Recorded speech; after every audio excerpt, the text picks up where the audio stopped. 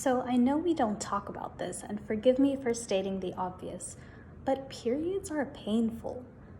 Between the bloating, the headaches, the cramps, it's enough to make us curl up in a corner until the pain goes away. But for some women, these symptoms are much more severe than normal, and that affects their ability to go to school or work. In fact, about 1 in 10 reproductive age women have this disease called endometriosis, and they may not know that they have it. Endometriosis is characterized by sharp pelvic pain during sex or urination. It's characterized by intermittent bleeding between periods, as well as infertility. During normal menstruation, you shed the tissue lining your uterus, which is called the endometrium. One theory for how endometriosis may be occurring is that endometriotic tissue flows backwards during menstruation into your body, and those cells can then invade surrounding organs and cause damage and inflammation. In severe cases, it can even spread to your abdominal cavity or even your lungs and brain.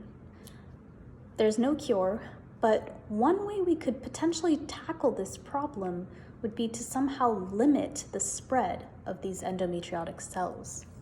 Here's where my research comes in. It turns out there are proteins in cell membranes called aquaporins, and as you might guess from the name, they help water to flow in and out of cells. I'm studying how aquaporins can help endometriotic cells migrate further and faster in endometriosis.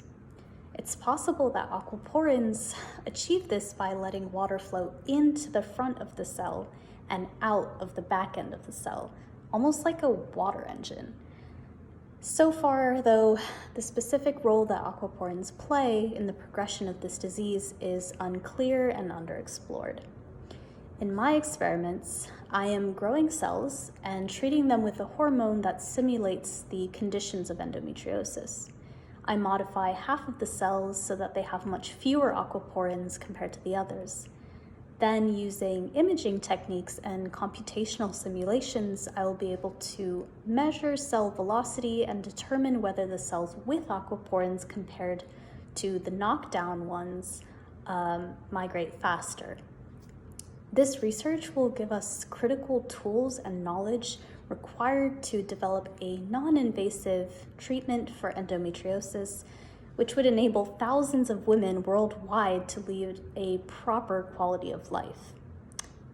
For the rest of us without endometriosis, I haven't discovered the cure for normal periods, but hey, it's a blessing to be able to celebrate womanhood every month. At least that's what I tell myself.